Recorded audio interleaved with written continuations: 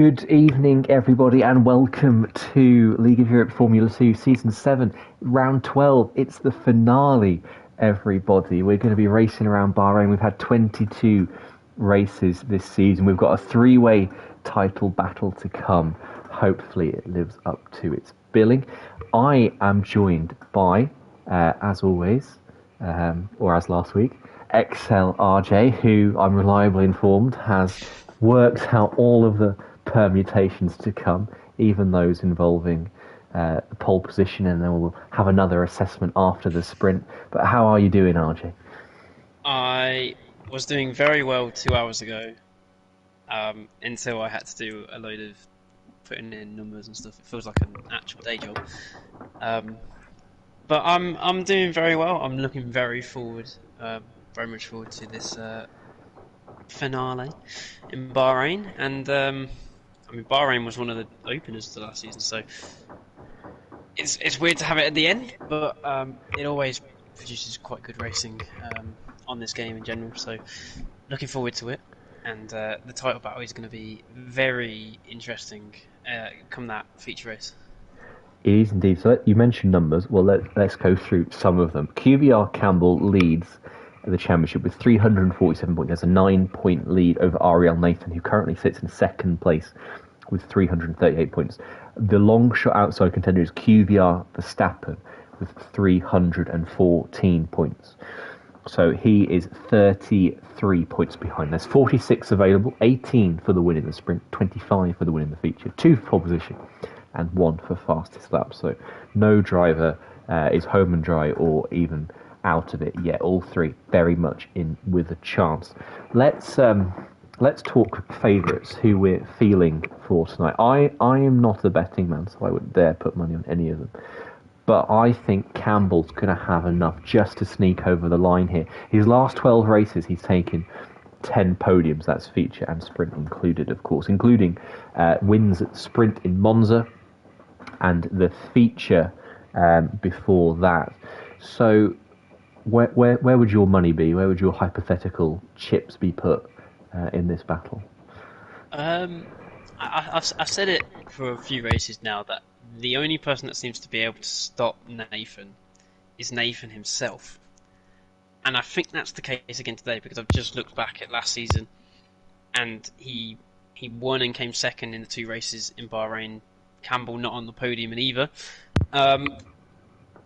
And Nathan has a run of pole positions, or at least if he gets the 2 points for pole position, it completely changes around. I'd go with Nathan, but that 9-point advantage for Campbell might just be all he needs to just about hold on to it. Well, the ABS is a factor. This is probably a stronger track for Nathan Campbell not using ABS, and that's inevitably going to act against him with the heavy braking zones into turn 1, turn 10 as well, where you're rotating the car as you're downshifting. It's so easy to lock that inside front. But ultimately, form goes out a little bit out of the window in these situations, because it's just who has got the nerves of steel on the day. We've got one-shot qualifying to come. If you don't know the format, it is one-shot qualifying, and then 50% sprint, 50% feature to come. The top 10 from the qualifying are reversed to give us our grid for the sprint, with everyone else starting where they qualified, and then obviously we take the order from this session for the result of the race, for the grid of the feature race, which is coming second. So qualifying at night, but we're going to have daytime action for the race itself. And let's hop on board with one of our outside contenders. Let's go on board with QVR Verstappen here towards turn 1. Such a tricky braking zone. You want to brake in a straight line, decelerate the car before you rotate to avoid locking inside front. Looks a little bit gentle from Verstappen through turn 1. Invalidations aren't too much of an issue here, but unlike the F1 cars, understeer certainly is. It's very easy for the car to wash wide across the track. Doesn't want to grip up that front as much as it does. And you can see how much Verstappen missed the apex of turn 4 there, currently sitting down in 9th place. It's Ariel Nathan leading XL Dillon, who's having a one-off cameo appearance this evening. Cortez up there as well. Campbell's currently in 4th, and now another tricky braking zone of turn 8. Again, you want to decelerate the car in a straight line to avoid locking that inside front. Straighten the car as early as you can, ease it to the right side of the track, and then flick the car in through the double left-hander of turns 9 and 10. avoid rotating until the last instance. You don't snatch that break yet again, because there's so many of these heavy braking zones where it's easy to lock up. Verstappen currently in 8th place. Campbell has snuck up to 3rd. Now turn 11. You want to take a little more of the inside of that, let the car roll to the outside of the track, ease it back towards the left, and then just hang on as you go through the never-ending turn 12 there. And now turn 13, probably the easiest corner on the track to invalidate, particularly in these cars. The car can just understeer off the track on the outside there. Verstappen's gained a couple of places. He's up into 6th. Campbell's still in 3rd. He's got Dylan and Rocco between those two QVR guys. Now, just the last corner to go. You don't want to use the curb here. It's too bumpy. It can unsettle the car a little bit. Verstappen just kisses it nicely there, and a short blast to the line. But crucially, I mean, probably as expected, it's Nathan on pole by half a second from Cortez. But Campbell and Verstappen, 3rd and 4th, very much breathing down his neck. And of course, that means they'll have the advantage for the for the sprint race on the grid. Where do we stand now, RJ, on your spreadsheet of wisdom? Right. So, if neither of them had got pole of Campbell and Nathan, Campbell could have won the championship in the sprint, but that is now mathematically impossible. So it will go down to the final race, even with the fastest lap point. But Nathan picks up the 2 points. And kind of crucial that Cortez got in between those two, really. It really prevents Campbell from attacking Nathan as something happens right at the start of the race. Well, Campbell will have a slipstream. He'll get a slipstream from Nathan on the run down the turn 1, which will be fun. But you imagine Nathan with some ABS will be a little better on the brakes. We've got an all-dams front row from the sprint. Of course, let's not neglect the other 15 drivers we have racing with us soon. It's going to be heated on pole from Nolan, just Wi-Fi. Let's see. Let's make it a little more light-hearted for a moment. Will Ibo start this race on the softer tyres? That's the really big question here. If he doesn't, the form goes out the window if he doesn't at this point. It's just become quintessential Ibo. It's the sprint race. He starts on the softer tyre, and then he gains places through a safety car, and then immediately lets everyone through by going straight off the track and turn on. It is just quintessential Ibo. Quintessential Nathan would be to start the feature race on pole and then make a mistake all by himself. But let's have a look. The tyres Ibo's on. It's not Ibo. It's B. Morgan has gone for the medium. We respect it. I didn't even mention in that a few drivers are out of position. Pease, very quick in F1, Division 1. Of course, he's down in 14th place. Car Mentalist, our D2 Championship leader in F1, is down in 12th. XL Larkin, usually so good in F2. He's currently sitting in 5th in the championship, down in 16th place. So a few drivers had very shoddy qualifyings. And remember, the qualifying for the top 10 is reversed, so that means Nathan is a couple of places out of favour behind Campbell and Verstappen. And those ahead of him, I say heated, Nolan, Ben JS, QVR, Chill, they've got a cracking F2 performance in them, all of them. So I don't think this is going to be a straightforward race for our leading trio at all. No, not really at all. As Heated has dropped it coming out of turn 8, that was bizarre. Those the three in the championship really have got their work cut out to try and get back through the field. I think Heated has done very well to get into the top 10 onto reverse grid pole.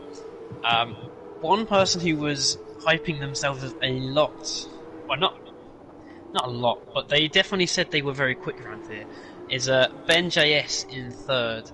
Obviously qualified down in 8th, so not as quick as he thought he was going to be. But he's one to watch out for in this. But really, it's those front 4 in quali. They're going to try and make their way back to the field. Yep, and Cortez is sort of the snake in the grass, if you like, the disruptor among them, who's got the pace along with these guys, but isn't really in the title fight, who could throw a bit of a spanner in the works. Dylan and Rocco, not to be discounted as well. Rocco was a title contender for some time, and Heated's had another off there at the last corner, just bringing himself around now, and in sympathy, I'm not sure who that is in the Red Bull liveried car. That is Pease that's joined him. I don't think Pease is too accustomed to these F2 cars, as he and Mark are just coming round to the grid now. So predictions for the sprint. Who's winning this one? One word answer.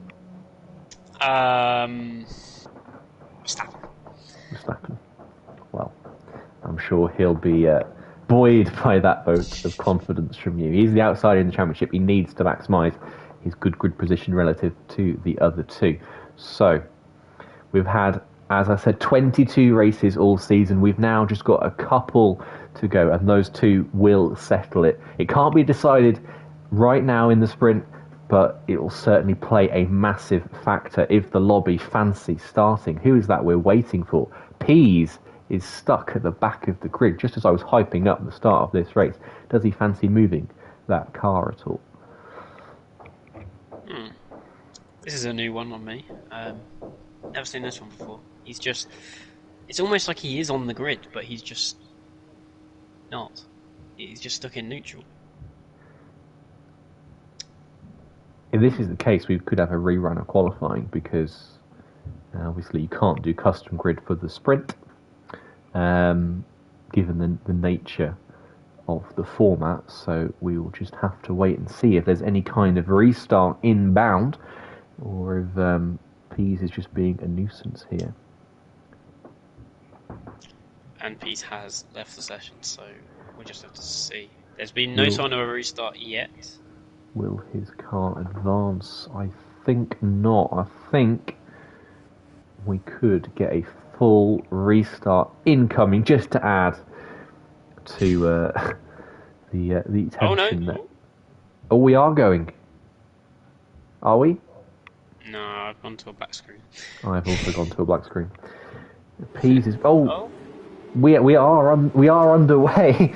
We've got Heated and Nolan side by side down towards turn one. Ben JS tucks into the slipstream. That's Verstappen pulling out to have a look at the inside of turn one. He goes surging up the inside there, clipping the inside of Chill on the apex of turn one. It's Nolan, Heated, Ben JS have held position. Nolan's taken the lead in this race. Dylan's up before. Rocco's had a shock. He's down a couple of places into P7. We've got a yellow flag in the background. One of the UNIs is off. That's Ariel Mark in the background. Jordan's had a very poor start as well. But as of right now, our title contenders, Verstappen, for that early dive bomb into turn one, has cost him. He's down into 10th place now. Campbell up into P5. Yeah, I just watched Mark in the background just fly into a wall as think we've got someone round. Yeah, we've got a premium round. Yeah, Maverick was round at the that was turn 5 and 6, and B Morgan decided to join him. Rocco and Nathan, side by side into turns 9 and 10. Rocco properly sent it onto Nathan's Carlin. They had no regard for the colour at all, just forced him straight clean off the track. They're still side by side on the run down to 11. Nathan can't afford to cost himself any front wing here. He had a dismal race at Spa in the sprint where he had damage most of the time, and they bang wheels again on the precipice of turn 12 there. Nathan needs to play a bit of a patient game here. He's got Verstappen behind him. He can't afford to let him through either. But a scrappy start there as Campbell looks like he's getting past Dylan into the last corner. He's having no problems whatsoever. Ben JS is going for a move as well on the Heated. All happening on lap one. Very important moves for Campbell, who really just... Perfect start for him. Nathan lost a few positions off the line. He managed to get back ahead of Verstappen. Well, get ahead of him in the first place. As Ben JS and Heath going side by side down into turn one, just about hold that as Nathan is finally through on Rocco. Is he? Rocco holds it. They can't take him. Rocco's round. Rocco's round. Yeah, a bit too fast into that one. I think that was a bit of 6 of one, half dozen of the other was my initial take. Verstappen looked like he was going to have a very late send on, I think, Nathan into turn one, and then had to get out of it at the last minute, but we'll see if Nathan's accrued any damage from that. I don't think he will have done because it was side on, but we shall see. Let's have a look a little bit ahead. There goes Campbell on Heated now, up into P3 for the ART. I think Dylan's going to try following him through here. He's got a run on Heated on the outside of turn 8. He's going to go around turn 9. He's going to be later on the brakes with that ABS, not on this occasion. Oh, and he picks up wing damage there, I think, from the back of the dams. And that is could be a free place for Nathan and Verstappen down the line. I think Dylan looks as though he has got... If we can get a nice view. No, he hasn't got wing damage. Someone has. Oh, it's Cortez. Cortez has wing damage in the HWA. That it could be a... well, he can't help his teammate from there, can he? With a damaged front wing there. And Nathan making a move on Chill on the inside of turn 13. The more important thing for Cortez was HWA was still well in with a chance of taking that constructors trophy off of Carlin. That looks probably out the window now. They need to outscore Carlin by 10 points. Luke not racing as Nathan gets ahead of Cortez. Cortez going to try and re-overtake him down into turn 1, but with that broken front wing, it's going to be a bit more difficult to stay ahead if he does it. Going to have the inside line as B. Morgan sets the fastest lap. Cortez down the inside. Later on the brakes, he's got Chill trying to go around the outside. Verstappen through on Chill as well. And now Cortez has been re-overtaken by Nathan. He's got his teammate all over him. I think he's going to probably lose out to Verstappen here as well. And there we go. There's a little switch from the HWAs, and Verstappen is up into 7th place. We had a bit of a change of position there between Dylan and Heated getting past into turn 4. Verstappen hit the back of Cortez, I think, coming through turn 1 and 2. And where's Cortez is round, and he's lost even more of his front wing there, just on the way into turn 8. Let's bring the intervals up now. We're a couple of laps into the race. Ben JS 2 seconds behind Nolan. Nolan has clocked out up front. Campbell, meanwhile, is side by side with Ben JS, going for P2. We've got some DRS in effect now. We're on the first lap where DRS is being enabled, and Campbell from 8th place up into P2 already, just 3 laps in. He's gained 6 places. Nathan down in 6th, and Nathan could well be sitting in a bit of a DRS train for the foreseeable. He's going to have to get his elbows out and force some of these moves now. Yeah, and it's just everything here just helping Campbell in the championship. He's already ahead by 7 points, and Nathan starting on pole in the feature race is a massive opportunity for him to gain some points. Nathan drowned! Oh, he's just managed to avoid damage, but that's going to put him pretty much just the back. I didn't notice that. Well, Rocco's back there as well, but now because of the spin, and he's trying to get his way back through. But Nathan now down into 13th place, and that is a massive shock for the championship fight. As and Verstappen was nearly round. Oh, Heated was nearly round there. Sorry, but yeah, Verstappen just got through. That was bizarre. I was looking backwards. Cortez gets a penalty. I was looking backwards from Nathan's car. There was a contact with Heated, but I can't imagine it was enough to really spin the car around. It could have just been the angle I had, but it looked like Nathan just got a little bit leery on the throttle. It's hard to tell. There goes Larkin. He's had a cracking start to this race, hasn't he? Right at the back he was. He's now up into P6 past Heated. Heated on pole. He's having a miserable time. And look, Chill could be having a look here into turn 10, not on this occasion. But Campbell, I said he was 2.1 behind Nathan when he made that, behind Nolan when he made that move on Ben JS. He's now 1.2. He's really maximising his chances of a title here. Yeah, Campbell just doing what he needs to do. You've got to remember that he'll know that this isn't title over. It's sealed after this race. He just knows he's still got to go out there in the feature race and perform as Chill, trying to get past Heated on the inside of 12. That was quite cool. Didn't manage to hold it, but he's going to have the run down into the final 2 corners, 14 and 15, and he's going to get it on the brakes down there at 14. But yeah, Campbell just doing the perfect race. The gap's 1.2, 1.3, 1.2 as he sets the fastest lap of the race, which is another point that he can add to his tally if he holds that. As P's now get past Heated as well. So Heated from pole back down into 9th place. But yeah, Campbell really going after this win and as many points as he can get. As Ben is out of the race. Ben, the man who you said was feeling really confident for this race, has binned it at turn 3. So he can eat his words there. Chill gets a little bit deep into turn 4. P's going to have a look at him, but nothing doing for now. But P's looking like he's reclawing some of his pace that he has shown in D1 this season after a difficult qualifying session. Up into P7 now. That DNF for Ben will have was thrown at Nathan up at P11. He did get past Cortez on the last lap as well. He's 2 seconds now behind Carmentelis. The field is bunched enough that if Nathan can get on the back of Carmentelis and Rocco, he's well within a chance of recovering some good points. He would have hoped for a safety car from that NGS DNF, but not for him today. But he'll move on, and he's still got a good chance to take points. He's already closing in on Carmentelis at a rapid rate of knots. And here we are on lap 5, and the field has just evened out a little bit. I think we will see a battle for the lead very soon, though. Campbell's edged that gap down to 1.1. We've also got a bit of a QVR chill train here, haven't we? We've got Chill, Peas, Heated, Rocco, Car Mentalist, Nathan soon to join the battle. Chill used to be a bit of an F2 specialist. He was well within contention for winning races, but for now he's fallen somewhat off that perch, hasn't he? Yeah, but for this race especially, this is his track. Especially in the F1 division, this is his track.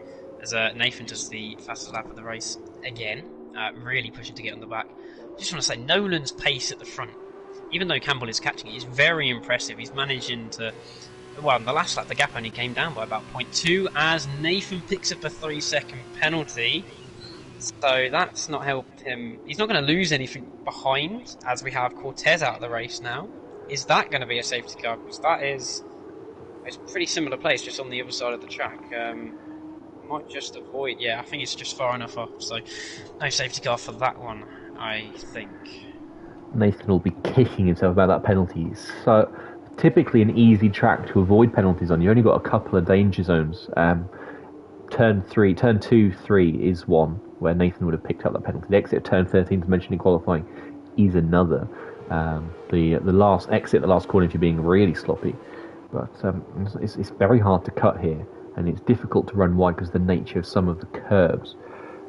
Jav says, Chelsea goal, Jake, in the stream chat. We love to see it. But we turn our attentions to QVR Verstappen, who, look at this, on the back of XL Dylan now. He's got such a tremendous run out of turn 13. Dylan covering the inside line. And in fact, Dylan's just getting out of his way. And I don't know if Dylan's going for some DRS there or if he is letting Verstappen go.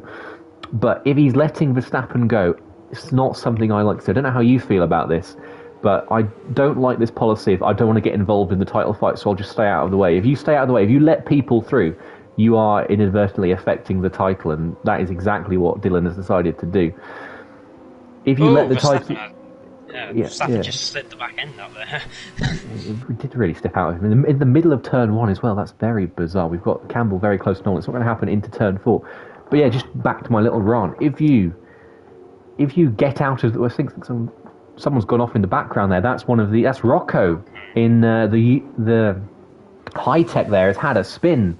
That turn so far down the straight. That must have been contact. Surely. I saw him a long way off the road. So it might have just been when coming back onto the track, he's lost the grip and slid off to the other side. But he's managed to keep out of the wall, I think. But his tyres are going to be screaming out for help now, because they will be absolutely boiling. Yeah, his rears will not be the nicest thing when he's trying to get the power down. But yeah, do you agree with my point that if you're letting someone go on the races, you don't want to get involved in the title battle, you are inadvertently getting involved in the title battle regardless, so you may as well fight the position as if it were any other position? I agree. It just depends on how other people fight every position. If someone's quicker than you, miles quicker than you, you're not gonna... I think if they get past, then you're not gonna try and fight back every position. It depends on who you're racing, really. If you can battle them fairly and have the pace to keep up with them, then go for it. But Dylan definitely had the pace to keep up with it, although he has been dropped by 1.4 seconds. Is now being overtaken by Larkin at the inside of turn 1. Gets it, stays ahead of turn 2, but he's going to go down all the way to turn 4. DRS for Larkin. Dylan covers the inside, putting up a much sterner defence on this time around as Mark picks up a penalty. But this is going to be Dylan staying in P4 for now. Larkin will come back at him this time next lap, really. I think Larkin will be feeling a little bit aggrieved that Dylan is perhaps fighting that one if he let Verstappen go. Campbell had a big look at Nolan towards turn 1. Nolan did a bit of weaving, breaking the slipstream down the straight, and then Campbell had another look towards turn 4. Wasn't quite close enough on either occasion to make a move. But you've got to wonder, Rocco passes Maverick there into turn 8. How willing Campbell is to fight this one, because he doesn't really know the risk of staying behind Nolan until he knows how the feature race is going to go. If he knew he was going to DNF from the feature race and Nathan was going to win, well, then he knows absolutely he has to fight for this position. That's something he's got to weigh up in his head. How much is this a fight worth picking? Because there's still another race to go after this one where it could all go wrong for him, in which case he would need every point he can get here. What would your thinking be here? Would you think you need to get past Nolan, or would you be happy to take second at this stage? I think you've got to collect every point you can get. It just gives you more of a buffer in the final race. I just think he's got to go for it, as he's going to go for it down into turn 1 this time around, and he's going to get it done on the inside. Nathan picks up the fastest lap yet again. Nolan tries to hang it around the outside, but he's going to have to back out of that one. Who's going to have DRS coming down into turn 4? I think it is Campbell, actually. So he's actually got that position done into the lead of the race, and that is a crucial move. It's only 3 points gain, but that's still 3 crucial points. As Nolan has then lost it into the wall somehow. Okay, I was about to say he's still in the race. He's out of the race with all 4 tyres on his car, I think. Unless he's lost one of the rears, he hasn't. But no safety car for that. To drop it, that. He's done a proper Seb Vettel from, what year was it, 2019, 18? I can't remember. 19. Yeah. There we go. So we got Dylan and Larkin battle recommencing down towards turn 11 here. We got someone very wide off the background. That's Pease, gone very wide at turn 10. Meanwhile, behind him, Nathan having a look at QVR chill towards turn 11. Such a short braking zone here. You've got to be bold and ballsy on the brakes to make a move there. But Nathan looks like he's just about pulled that off, and he's got the car rotated nicely. Got a good exit. Cleanly past Chill up into 6th place. The problem is for Nathan, he has got that 3-second penalty, which is going to put him. He's only losing 1 place right now because of where heated is. But if he gets past Pete, it's going to lose him 2 places. I don't think he's got enough laps left in the day to get 3 seconds clear of those guys, unless another mistake is made. And we've now got a Campbell, Verstappen 1-2. And the top 2 looks fairly set. But we've got a nice little battle continuing on here between Larkin and Dylan. Dylan's got a nice slipstream, no ERS to use, of course, in these cars, not willing to go for a late Daniel Ricciardo-esque lunge there into turn 1. Larkin goes a little bit deep, and Dylan almost following. Nathan is past Pease, but he needs that 3 seconds to keep the position. And Dylan's got a good run here towards turn 4. Larkin's not looking to defend it too much. He does cover the inside line now, as Dylan got a run up the outside there to carry it around. In fact, he forces Larkin, dupes him into going a little bit deep. He's got the undercut, but no, Dylan's too far back. Doesn't quite have the overspeed there to make a move. But, RJ, 3 laps. Can Nathan get 3 seconds on Chill or Pease? It's going to be close. Nathan definitely has the pace to try and pull that gap, but he's nearly pulled. Well, it was getting closer to a second, but now there's DRS. There's going to be DRS down this straight between 10 and 11. Might close back up a little bit again. But I've just seen that someone in P13 now. He was not in P13. He's just been in the pits, XL Rocco, for a set of the medium compound tyres, which means he's about to be Nathan's least favourite person and take his fastest lap away from him. Or that is the plan anyway. So we'll have to wait and see with that one. But we still have this battle for 3rd place. Larkin not being able to pull away from Dylan. Dylan still on the back of him. That gap from behind as well with Nathan and Pease just about a second. Can Pease just stay in? Or has Nathan a little bit of problems in the final 2 laps of this race? I think he might just get DRS. But we're going to have Dylan trying to re-overtake Larkin on this pit straight as Nathan does the fastest lap yet again, a 39.2. Absolutely destroyed the fastest lap as Dylan goes up the inside at turn 1. Going to get it stopped. Is Larkin going to be able to get the switch back? He's got a nicer line for 2, and he's going to be all over the back of Dylan. Who's got the DRS coming down into 4? It's going to be neither of them. And Dylan's going to manage to stay ahead, is he? No, Larkin goes up the inside. Who's got the better grip on out there? It's going to be... Oh, this is going to be so close. I think Dylan might just be able to keep this position. Does he? Around the outside of 5? Yes, he gets it. What is that? 6, actually. He gets it done. So we have a yellow flag, and that would be... That is Rocco preparing his tyres for a fastest lap attempt, possibly. So... We've got Ariel Mark in the pits as well. That was cracking wheel-to-wheel driving between both drivers. So much respect given, but plenty of space given as well. Nathan is 1.3 seconds clear of P, so he's out of DRS, but he's now about to catch this squabbling duo. As Larkin has a look up the inside of turn 11 there. Nicely done from the F1 head organiser. He's safely through up back into third place, but that's going to give Dylan the DRS down the main straight. Unless there's some big brain strap from Larkin, he's thinking Dylan can have it down the main straight. I'll have it back into turn 4, thank you very much. But look at Nathan's going to have such a problem here with these guys. They're going to get in his way of trying to break the 3-second window to Pease. He's got it to Chill now.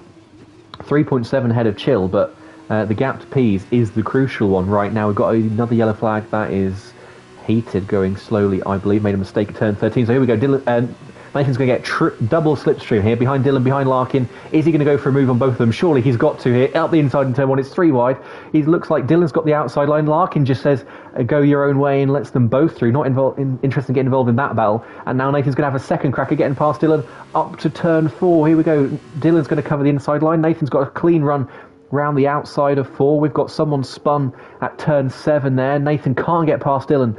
This time he'll have another shot towards turn 11, but he's not close enough to have a look down the hill as Larkin did on Dylan the last lap. Nathan just gives Dylan a little love tap there, tries to force an opening and ends up tapping Dylan round. That was uncalled for, unnecessary from Ariel Nathan, and could he end up incurring a penalty for that later on? I doubt it, as it's the last race, but not what you like to see, RG.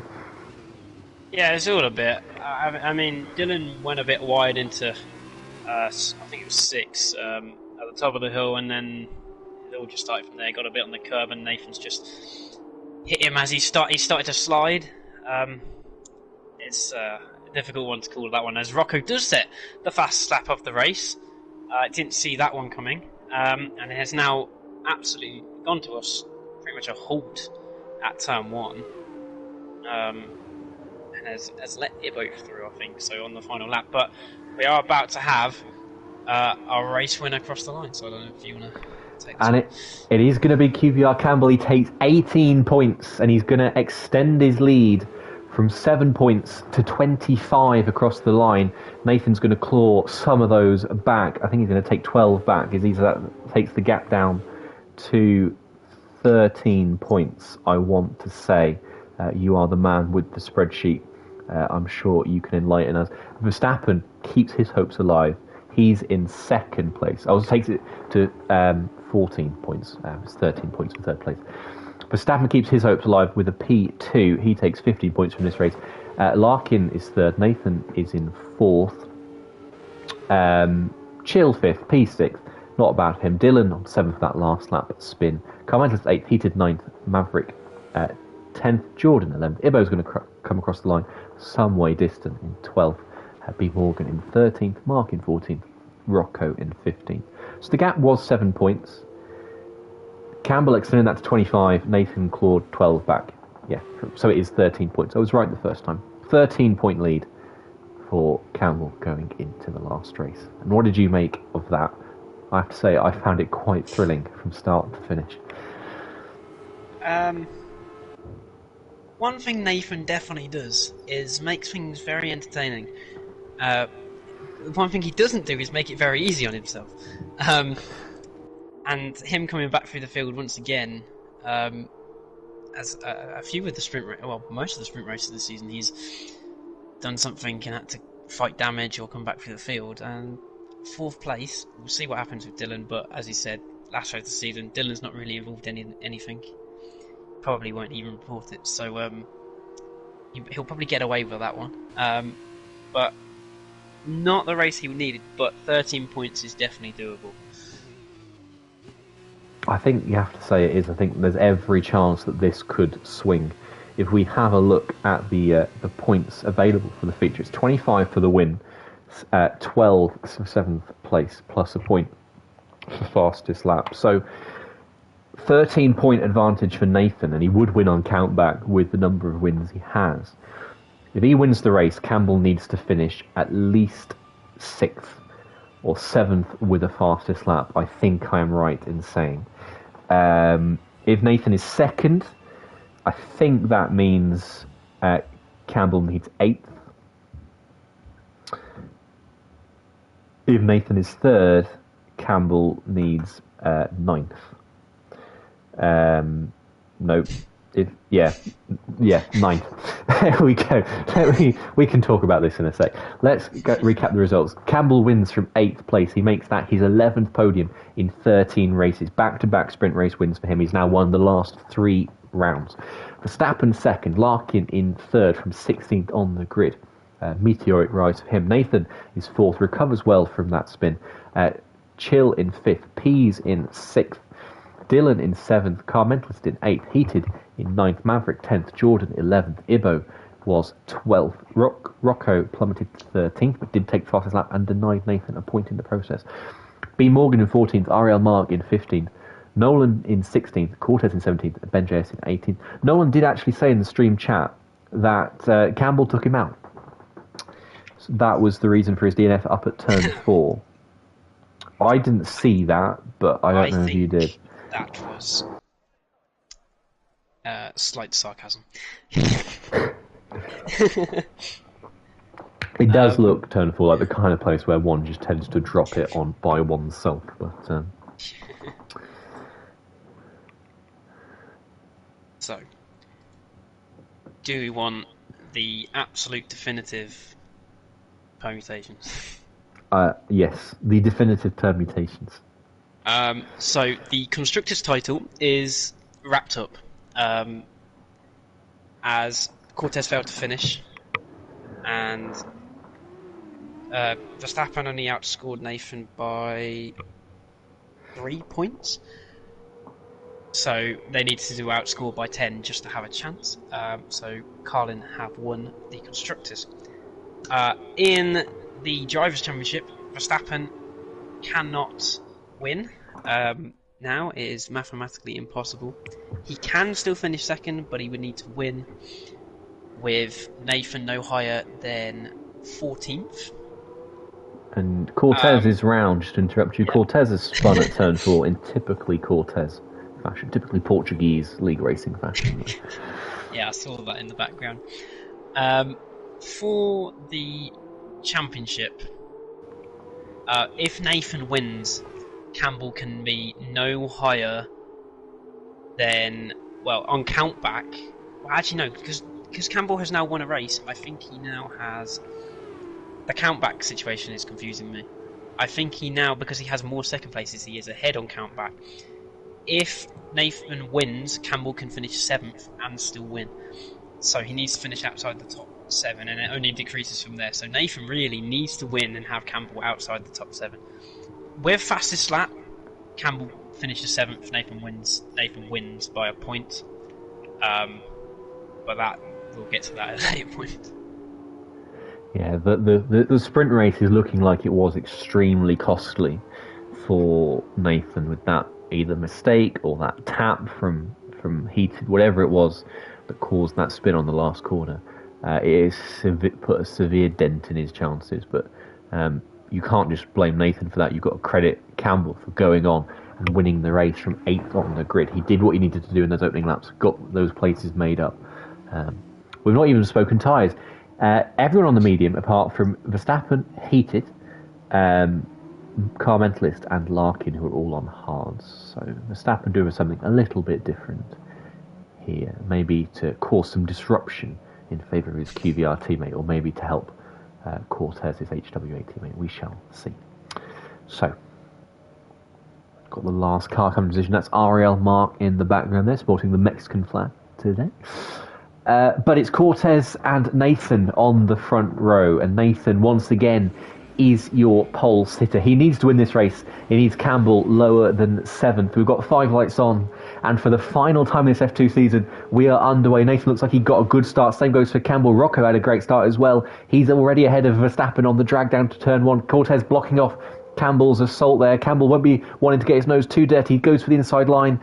Maybe a little bit of banging wheels there with Cortez, but just slots into place. Nathan has streaked away already. We've got a car around. That is QVR. Verstappen has come a cropper at turn 3, along with Ben JS's Campbell had a brief look at Cortez there in the way into turn 4, but decided to just sit back and hold on to his points currently in P3. We've got some more side-by-side in the background. That is Dylan going at it with Chill in towards turn 5. Chill's forced all the way around off the track, and that allows Maverick to slip through in the Trident as we come towards turn 8.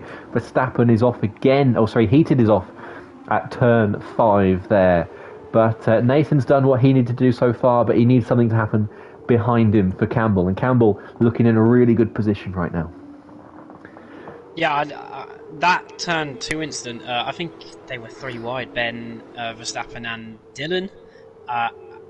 Ben must not have known that Dylan was on the left-hand side, so he's got to carry on straight, but Verstappen's cut across him because he needed to move out of Dylan's way.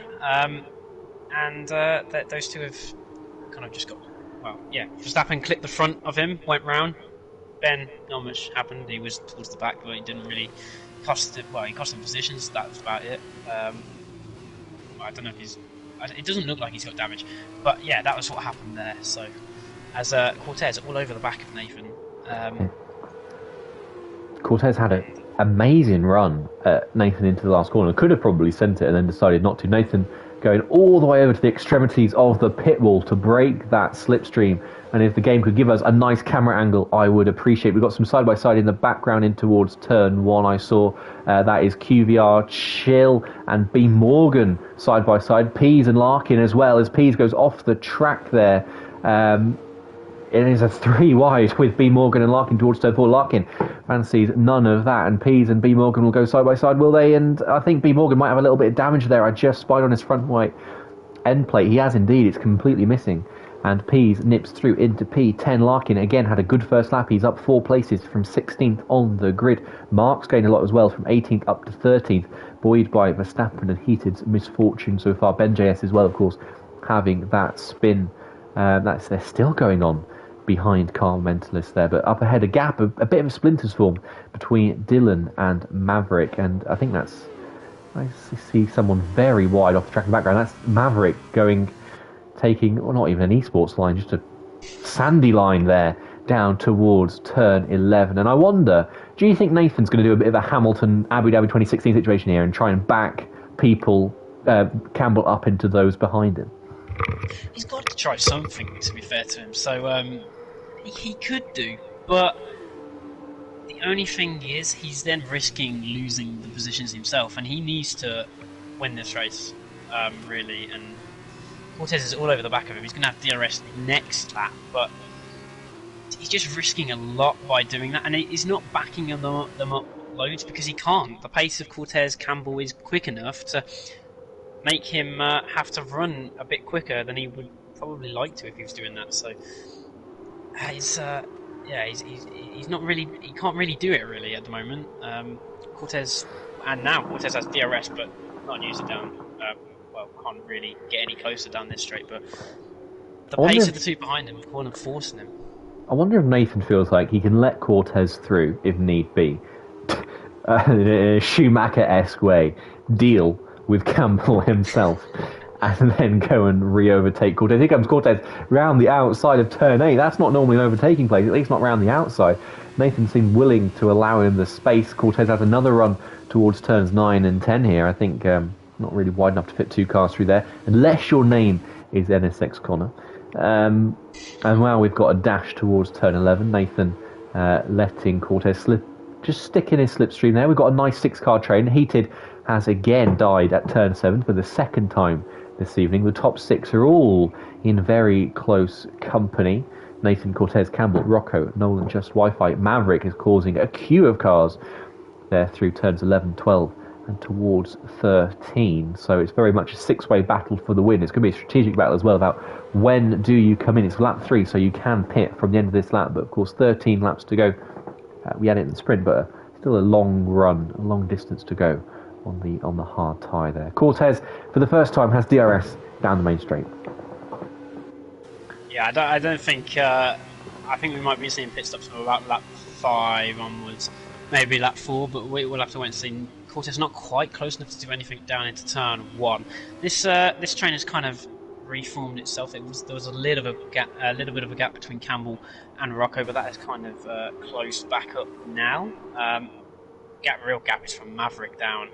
3.5 seconds to this lead group. But Cortez all over the back of Nathan still. It seems to be these two have the pace on Campbell at the moment. He's slipping back a little bit more. But just no way through for Cortez at the moment. And or maybe this is just him trying to hold position, because we know how powerful the DRS can be, especially if you're not quite quick enough to pull out of the DRS. It may just be worth staying in behind for a few laps, saving a bit of tyres, potentially, just not pushing as much, and getting a better feel of it after the pit stops and see where it plays out, really. I think that is a possibility. I'm going to interrupt myself. Here comes Pease. RL Pease passing QBR Maverick into turn 11. Maverick again taking that bizarre line down the back straight. There's a nice little drag strip that runs between the back straight and the main straight. And I'm sad F1 doesn't use it, because that would be mega if we could have some drag races in LOE. Even if they did use an F1, Codemasters would not bother to build it. But anyway, I digress. Nathan leads still at the end, approached the end of lap 4 from Shazoo Cortez, who's into the pits, as is QBR Campbell. They're coming in for an early stop. Everyone else in our lead group continues onwards. That's Rocco, Nolan and Dylan. And Nolan just coming out for a look-see there on Rocco towards turn 1, but too far back for a move, because Rocco had picked up DRS from the back of Campbell. But now Nolan will have a free hit towards turn 4, and that is, I think that was Jordan in the Prima going really wide in the background towards turn 1. Maverick, who was at the lead of that train, just slipping back in towards the back of it now, has picked up a penalty there. No overtakes towards turn 4, and I think it's pretty much as you were. So let's put gap to leader on and see if those guys, Cortez and Campbell, make any big gains on this opening lap on the hard tyre. I've just been watching them come out the pit lane. Cortez has gained a little bit on Campbell. It must have been on pit entry, but they just got out ahead of Heated, which is important, because if they'd been behind Heated, you could just get stuck there for a few corners. Not what you need on your outlap. The important thing it shouldn't be much of a struggle considering it's the middle of the day in Bahrain, but tyre warm-up in the F2 cars is a bit more tricky than the F1 cars. No tyre blankets, so they have to do it all themselves. But as I said, Bahrain, middle of the day, shouldn't be much of an issue.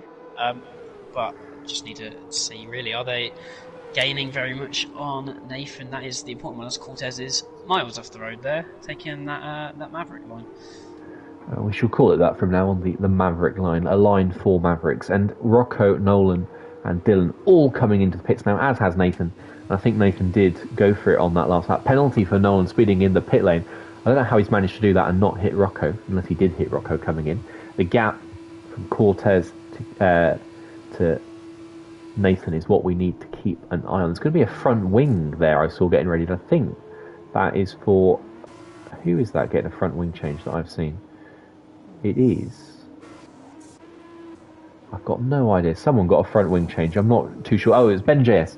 Ben JS getting a new front wing there after his collision, presumably on the opening lap. But let's have a look at the battle for the lead. Nathan versus Cortez. And is Campbell crucially ahead of... been undercut by anyone? No, he hasn't. He's held position. But we have now got RJ and we've got a Sir Ibo versus Ariel Nathan battle here for P5 out on track. And how hard is Ibo going to fight this one? This is the first time in a while Ibo might get involved in the battle. He might try, do everything he can, get his teammate right on the back of Nathan again. This is ultimate Ibo, this is. He's gone a bit deep into 8. He's gone wide at turn 8, but he's not going to let Nathan go. Oh no, he does let... Ibo! Your teammate wants to win a title and you're just letting his contender through. But he's holding up Cortez like a treat there through turn 10. They've both got DRS, going to blast down towards main screen. Let's go on board with Ibo. Let's give him the screen time. The goat of LOE deserves, and he breaks nice there. Let's Cortez through. But Cortez is, that lap has done him good. It's kept him within Nathan's DRS range, hasn't it? But now, is Ibo going to end up blocking his teammate? I think he is. Ibo's going to block Campbell through turn 12 and then goes wide at 13. Oh, Ibo, he picked the wrong battle there. He fought his teammate like crazy. let Nathan through, and now he pulls off to the side to let everyone else through. I feel like, oh no, he's not. He's not letting Rocco through at all. Ibo taking the oh no, he's let everyone through. I was about to say, what he'd done by having Cortez behind him, just given him DRS to have a go at Nathan, but then, yeah, it's kind of ruined Campbell a little bit. He is gaining a little, well, he shouldn't be gaining down the straight, but the gap wasn't really moving. Well, it has now, 1.4 seconds, but Nathan would have struggled with warm-up on that lap, as Rocco and Nolan are side by side. Nolan goes off the road through the gravel. And they just about avoid further, well, massive contact there. That could have been really bad. But Rocco stays ahead. But yeah, Nathan would have struggled with his tyre warm-up. That probably why the gap was so big between Cortez and Nathan, because Nathan's tyres would have been up to temperatures on those mediums. It's whether Campbell can get back in now, and he's just about. He's just on the edge of that 1 second, so it'll be very, very close. I think. Come the main straight, he'll probably have DRS. I think you are right. He's just within DRS. It's a penalty for Verstappen, and he's not got it down straight, so he will lose a little bit to Cortez, who's in that slipstream for Nathan, and has got DRS to use as well. Cortez is close right up to Nathan this lap. Got the car turned in nicely to turn 11 as well. Looks a little more racy on this lap than the car in ahead of him. Nathan just easing his way through turn 12 a bit there. He's inviting an attempt from Cortez here. Cortez gives a little shove to the back of the car and getting himself very familiar with that Dallara diffuser as they come towards the last corner. Now, I think Nathan is trying to invite a move from Cortez here. He's willing that HWA to have a go. He wants a tussle with Campbell. That's at least what it looks like to me. I don't know how you're feeling about this one, but I think this is as close as Cortez has been as we come down the main straight now, past the pit wall. If Cortez doesn't overtake here, he is actively trying to not win this race. Indeed, he does pull out to the left-hand side, or the right-hand side. He's got the inside line for turn 1. Can he get the car slow down? Nathan keeps his car there, puts a wheel in, but is willing to concede the place. And now we've got Nathan and Campbell next to each other on track, but Cortez was so slow off turn 3. Nathan can't help but can't not refuse the invitation there in towards turn 4, gets him straight back, Leclerc on Verstappen style, through the wide apex of turn 4, and Cortez nearly collects the back of Nathan as well, and nearly collects himself into the barriers. And this has made Nathan's life a bit more difficult going for the start, as Cortez goes for it down at turn 8 on the inside. Got a very nice switch back on the exit of 7, but Nathan going to hold it on the inside going into 9 and 10, I think. Cortez going to try it around the outside, but not much room around there. He'll probably get this switch back for the straight, probably have DRS as well. But there's a nice gap opened up behind Campbell now, 2 seconds as Cortez has actually shut his DRS coming down into turn 11. The gap behind, over 2 seconds, and Rocco and Nolan were right on the back of Campbell in that first stint before the pit stop. So pitting early has kind of just got them away. Nolan and Rocco have been battling, which has helped as well. But this is just, everything is going Campbell's way at the moment. Nathan's doing what he needs to do, but it's just not going to be enough at the end of the day. Cortez goes for a move at turn 14, not going to get it on the inside of there. But, no, he spun! Wow. Much like what happened with Nathan and Heated, but a role reversal. This time it was the car behind that got spun. Nathan the one that carries on, and Cortez is wiped completely out of this race. And now Cortez will be regretting closing his DRS down the straight to turn 11. Rocco and Nolan side by side through turns 1 and 2. Rocco's not going to give this one up. He clumps the underside curb up over turn 3, and there's some wing damage flying there for Dylan. There's collision there between Dylan and Nolan towards turn 4. That's not deterred Dylan. He's up the inside. He's got the move done, but I think... Nathan's round.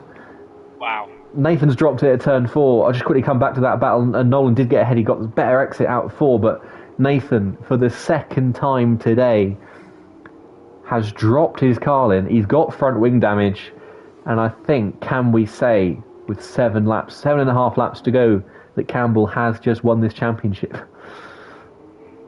Yeah, I think it would take not just one miracle, but I think we need quite a few for Nathan to get back into this. He needed to win. To have any shot, he needed to be in the top 6, and that's just not going to happen. Not with that damage. So I think we can safely say the championship is Campbell's. He looks on to win this race as well. Has his the two competitors that he was battling with the whole race have just basically taken themselves out of contention. And yeah, that's pretty much championship over. So we have Nolan battling Dylan, trying to get back past Dylan with that wing damage. He's gonna fight this all the way to the end.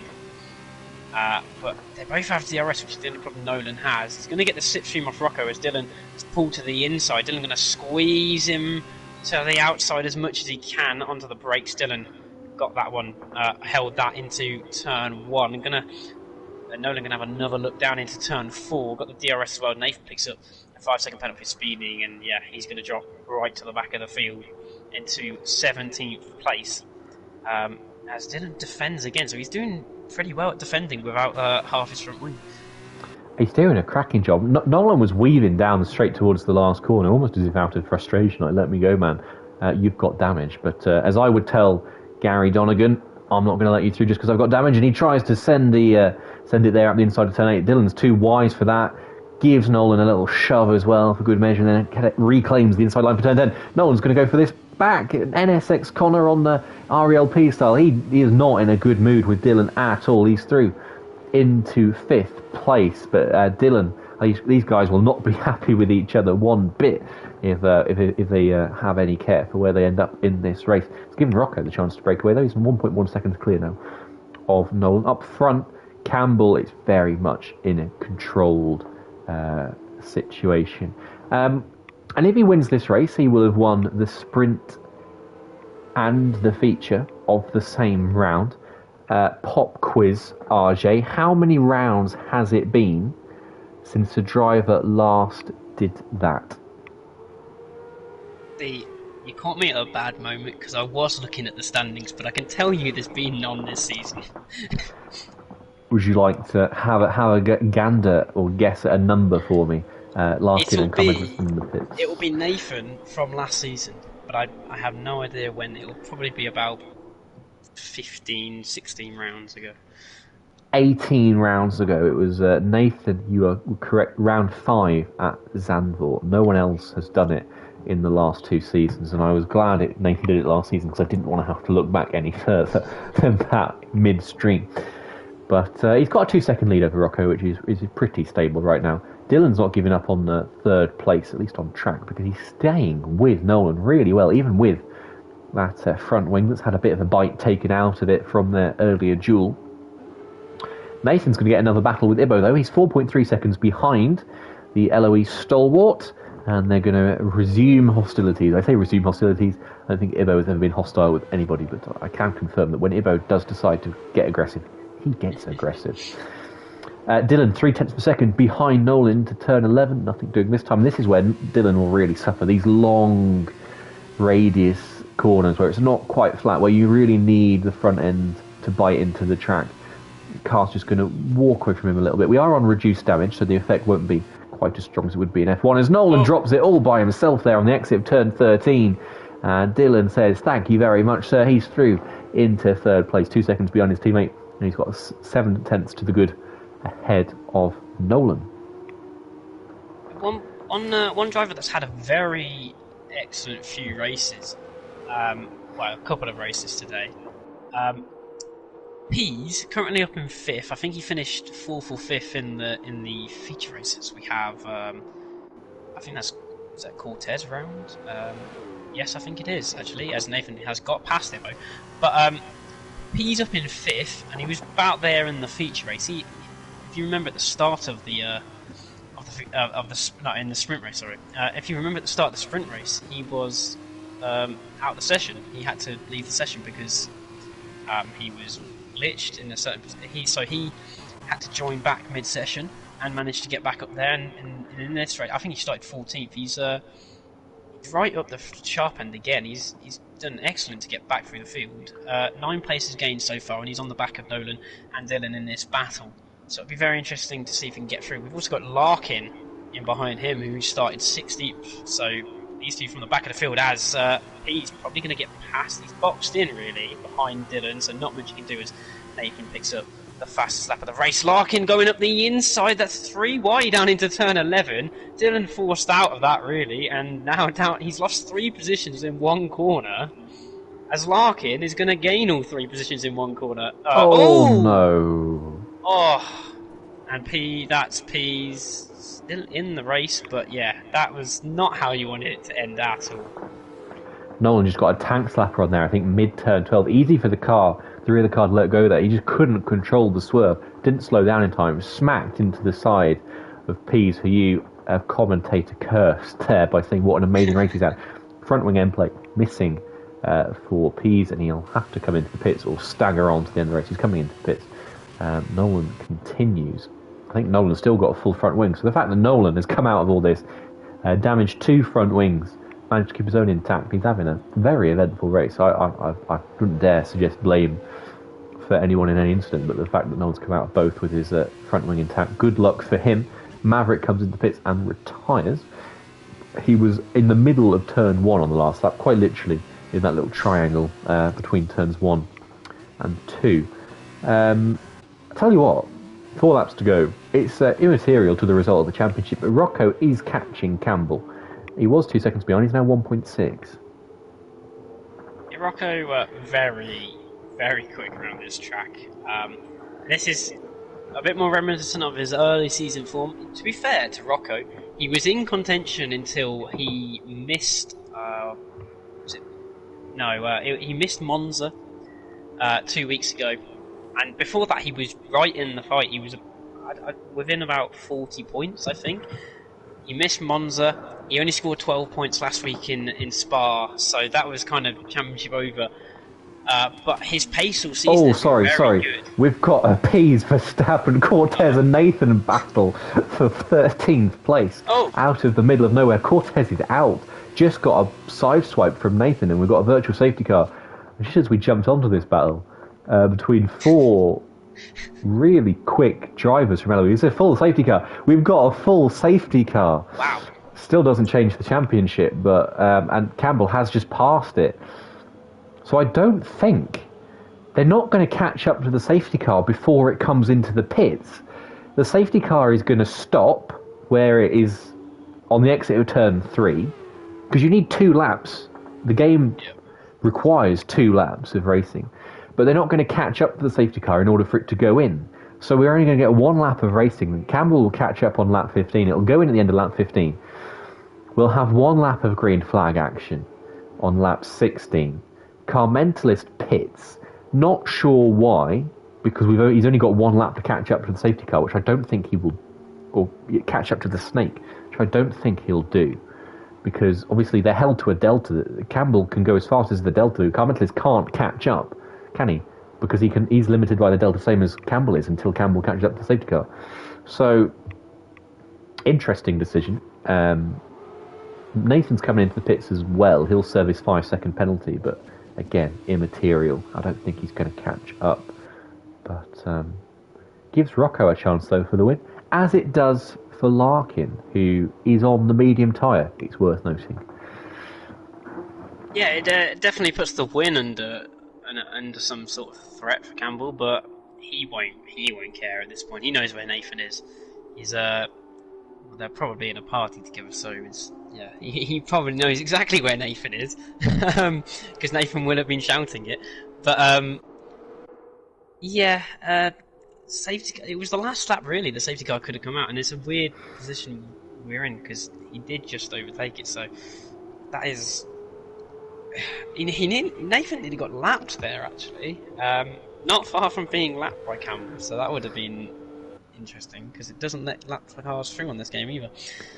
Yeah, Nathan narrowly avoided being lapped, and he is going to have less than a lap to catch up, because Campbell will get a message that says catch safety car queue at this point. He won't be held to a delta until he gets up to the safety car.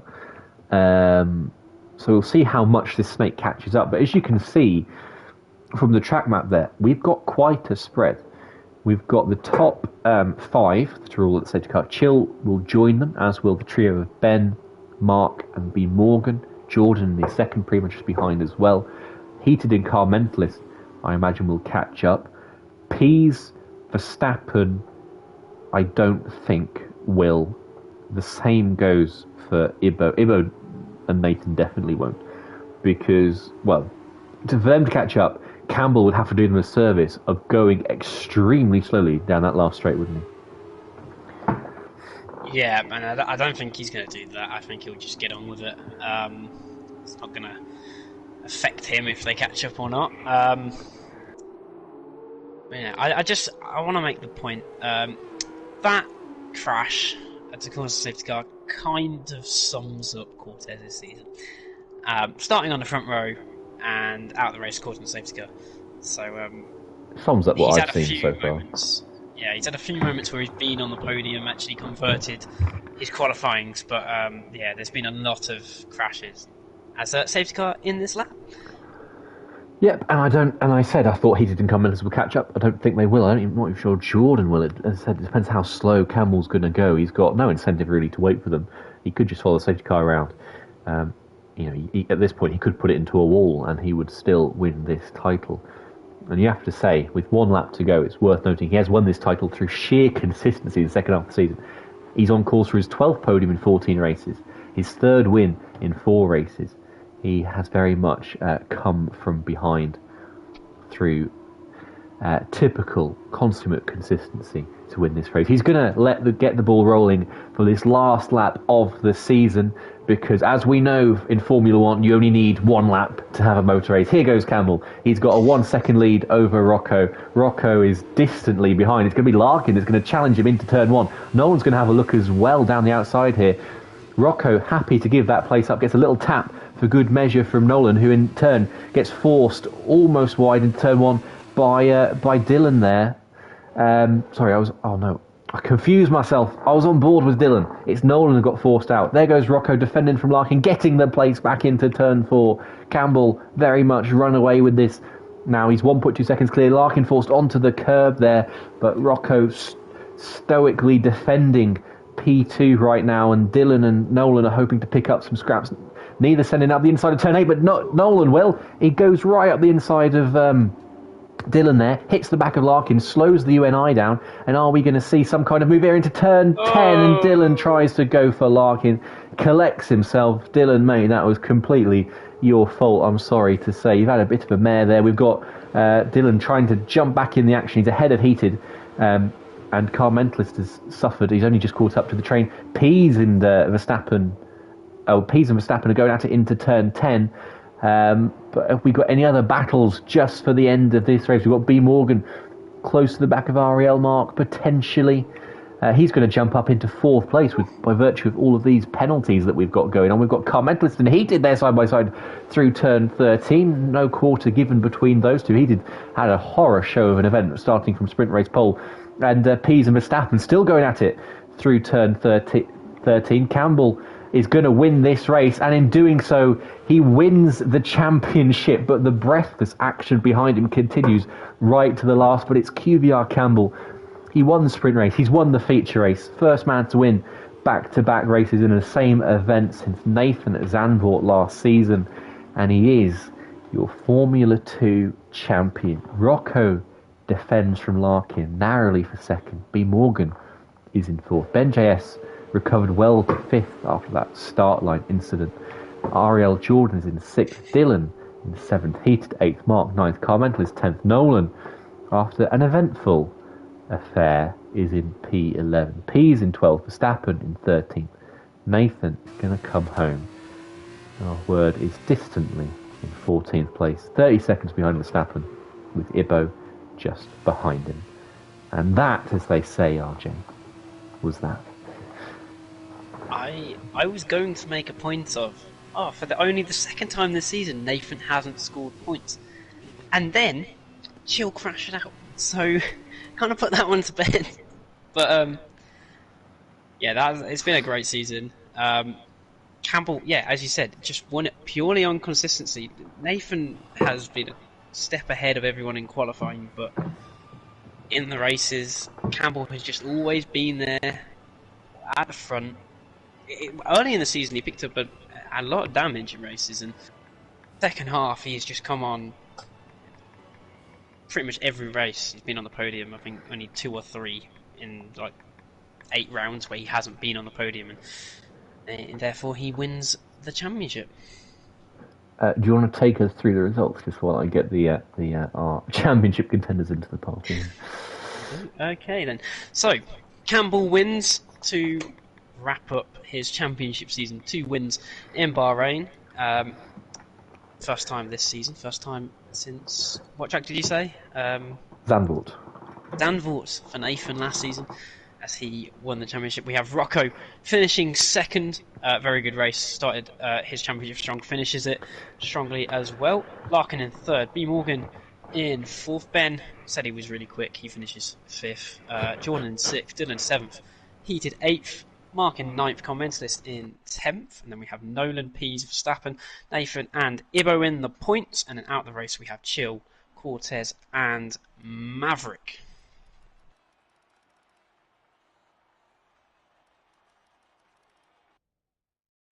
And I think Nathan also got the point for fastest lap. So he did indeed. Who really won? Yeah, some consolation there for Nathan. Fastest lap point, and he can stat pad his fastest laps and his pole positions. That's more important than the championship. If he's got a championship, he doesn't need another one. He can have his poles and his stats. That was good fun. I enjoyed that. It wasn't the title petered out a little bit in the feature race for various reasons, but some good racing all the way through. And we're joined by 2 of our championship contenders. We're joined by QVR Cameron, QVR Verstappen. Thank you both for sparing a few minutes to chat to us. Let's start with QVR Verstappen. Just talk us through that from your side of things. How did those races go? Didn't quite go your way, but a couple of interesting races nonetheless. Yeah, definitely was interesting. Sprint actually didn't go too badly, although my start was absolutely awful. I got caught on the inside of turn 1 on the curve, which just set you all the way back. And then I just picked up pieces from the car and ended up P2. Not too far off Campbell either. Unfortunately, I couldn't get to him, but at that point, the championship was already a bit out of the window for Nathan as well, so it was a bit relaxed, and that was good. Then we get to the feature, P4. Thought I'd try a different strategy starting on the hards. I usually do that on F2 if I can, and then I get a wild car up my inside in turn 1. Don't know who it is, definitely don't. And definitely not the first time that's happened either. But yeah, I find myself in the wall in turn 3, so unfortunate, had to stick it out to lap 3 for the damage, and just went to the end of the race. And I couldn't catch up to the safety car because not close enough, so couldn't get anything of that either. Did you ever feel like you had it within you to win the title today, or did you feel like you were always perhaps relying on misfortune for Campbell and I was Nathan? relying on them to either completely mess up, which one of them did, I have to say. I might not be... if I had a decent feature, I would have been very close with him. Nathan, anyways, but without any proper mistakes, it was never going to happen. And to reflect on your season as a whole, I mean, congratulations on P3 in the championship, but I'll hand over to RJ, because RJ has had the pleasure of watching you all season, so RJ, would you like to... Yeah, I mean, at the start of the season, there was a point in the season, I think it was about 3 or 4 rounds in, where you looked, just the points tally was, you looked quite a bit ahead of people, and I don't know, after that it kind of fell back. It wasn't you dropped the pace, it was Nathan kind of like mid-season. Yeah, they kind of Nathan and Campbell kind of just clicked, and they just went on a run. Bit of a car mentalist D2 situation. Yeah, that session. And I just think, like, I was going to make a point about the constructors.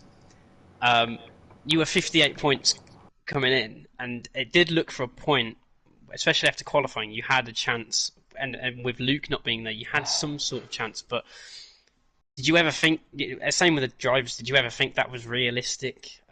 Because it was quite a big gap to try and pull in. I think in the drive at the start of the season, it was definitely realistic. These cars, the 2021 F2 cars, they really suit like my natural way of driving. Try to flick it in quite a lot. So yeah, that was realistic. I think constructors wasn't really. At least after a few rounds, I saw. Not to put the blame on anyone, but I saw a wild HWA not in my car, going off a fair few times, struggling on the brakes while having ABS. So that was interesting. Yeah, no, other than that, I don't think that was really realistic. It was not really the aim either. But it was an enjoyable season, to be fair. So. Well, we don't have our second place man in the championship. No idea why that is. But let's move on to our, I think it's fair to say, deserving champion, QBR Campbell. Huge congratulations. The first thing I want to say is, you've taken 12 podiums in your last 14 races. You won 3 of your last 4. Your second half of the season has been, unparalleled, I think, in your consistency. What do you think has brought on such a strong run of results? I guess no pressure on myself. Like before, there wasn't much pressure, but just, I don't know, just not, I wouldn't say not caring, but just, yeah, I don't really know what it's been. I just kind of have found myself in better places off the starts, avoided damage, and I like to think I'm fairly quick in the cars, so it helps get through the cars in the sprint race, and then just being one of the quicker ones in the feature helps. I'm never really the quickest because I don't want to set an assist, but I can be quick enough to stick with the guys, and if they get pens, I can jump them on that instead. We did mention today that ABS might have been a little bit of a factor in the pace. Nathan was on pole by half a second. But I don't know if you're aware, but we figured out in comms, you're the first person to win both sprint and feature since Nathan at Zandvoort last season, and season 5, and you did it on the most paddy ABS-y track on the game, so I think that deserves singling out for extra praise. How was today's races for you, looking at tonight? Yeah, I mean, off the sprint race, I just got a really good start, which is I've been a bit inconsistent with. More recently, it's been better, but a really good start in the sprint. So I found myself on the outside, picked off a few spots, then just keep it on the road. Really, everyone ahead of me seemed to either spin when I got to them or spin after I got past them. So yeah, it was fairly straightforward. Really, just keep the car on track and not push too much. Bring home some solid points, especially after seeing Nathan spawn or whatever. I'm not sure, but it was bring home a decent advantage and carry that into the feature. And, it was the same I think before the feature I realised I needed top 6 or something, so it was, yeah, trying to win off Prost to just bring it home in the slowest way possible that would win the championship for me. As they say, to finish first you have to finish, and you did that twice. RJ, do you have anything to ask of our newest LOE champion? Yeah, you had quite a similar run at the end of last season, where you put quite a lot of wins and podiums together from about Zandvoort onwards. I just want to say that the start. Let's see if the start of this season, obviously the calendar was a bit different as well, but obviously Nathan made a few more mistakes at the start of the season compared to last season. Do you think that was the difference overall? Because the gap at the end of last season, you could never really close it, even if you had a run, but the few mistakes that Nathan made at the start of the season and potentially the differences in the calendar, has that made much of a difference in terms of why the gap was, why you had more of a shot at it this season and eventually winning it, obviously? It probably has, yeah. Also with the 2021 cars, they've changed a bit how they handle. I guess that suits me a little bit more. But yeah, I've made less mistakes. I think Nathan made more early in the season, and they continued on throughout, which has obviously helped. Yeah, I've limited mine, and I think he's made a few more than he would have liked compared to his usual season. So, yeah, you're probably right in saying that it's helped a lot. Well, congratulations, both of you. All season, you've been splendid to commentate on for the 4 rounds I did. I'm sure for the 10 RJ did. He has loved watching you as well. Thank you both for joining us. Much appreciated. Always nice to get a bit of an insight, particularly into title battle, although I get that with Energetics and XL Major and D5 every single week because it never changes the podium. Thank you for joining us. Thank you for everyone who's tuned in tonight and all season long to RJ's delightful tones and mine as well. And thank you to him for having me at the end of the season. It's been a pleasure. Thank you to Ariel Jordan for organising this wonderful league. And thank you to the drivers for making it such good entertainment. But I think I'm right in saying that is it from Formula 2 for League of Europe, not for this season, but for this game. So we'll see you back on F122, I'm sure, when F2 has been scrapped and we have a supercar championship instead, because that will be great fun. But in the meantime, don't tune in, but do follow along. Gran Turismo 7 starts on Thursday, LOE break week this weekend, and then we're back at China for the Formula 1 the week after, on the 23rd of April. But that's all for us tonight. Thank you and goodbye.